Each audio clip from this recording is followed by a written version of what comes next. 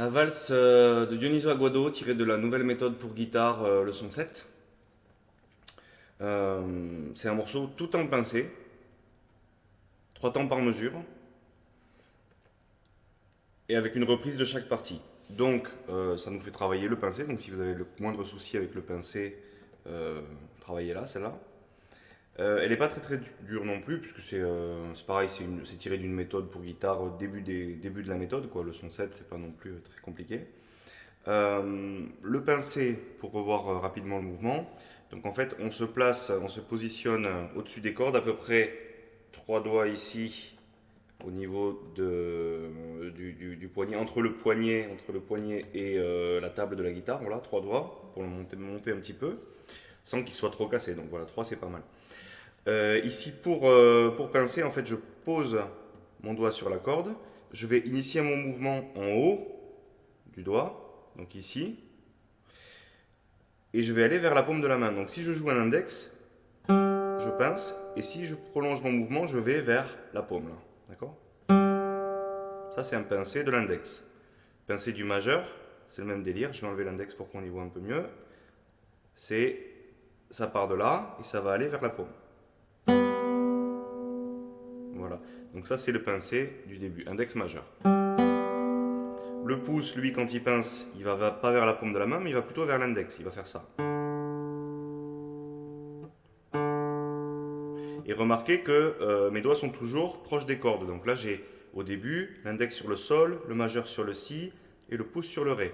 Et ça bouge pas trop de l'emplacement. Ok? Avec l'autre main, bon, je place 2 et 1, c'est pas très dur. Et je gratte par contre les deux, index et majeur, en même temps, comme si c'était un seul doigt. Ça va faire ça donc. Ensuite, il y a un petit passage qui est dur ici parce qu'il faut mettre quatrième et troisième. Alors le petit doigt, on l'aime pas trop en général, donc il faut bien positionner au fond des cases et faire toujours des arcs. Mais sinon, après, ça va, c'est facile.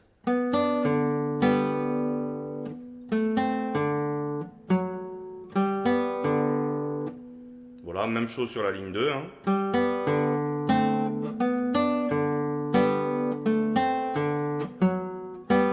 Silence, silence. Il faut bien vraiment montrer, couper cette dernière note.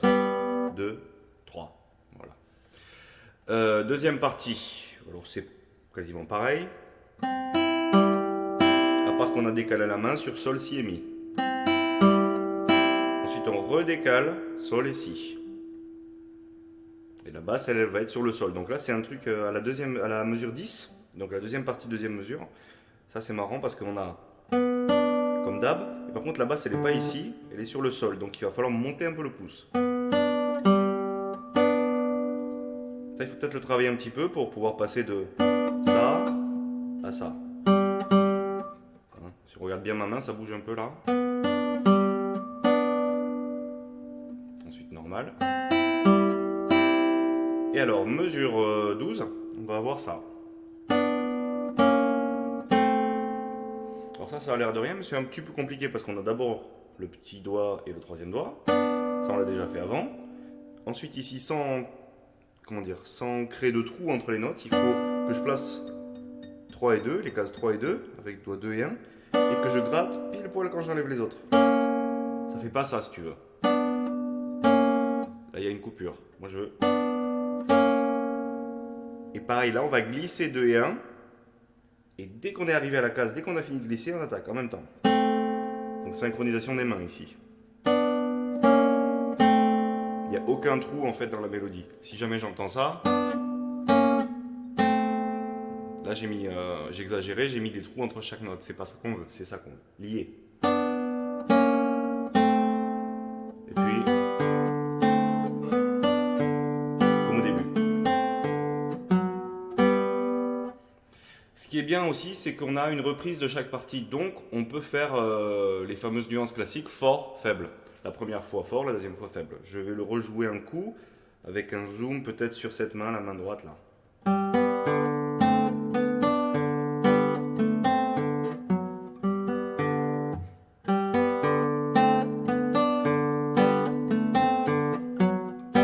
Deux, trois. Reprise piano.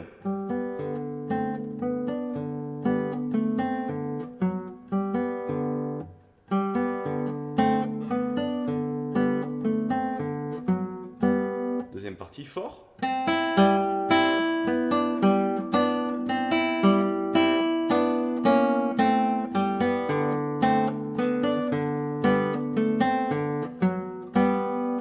Faible.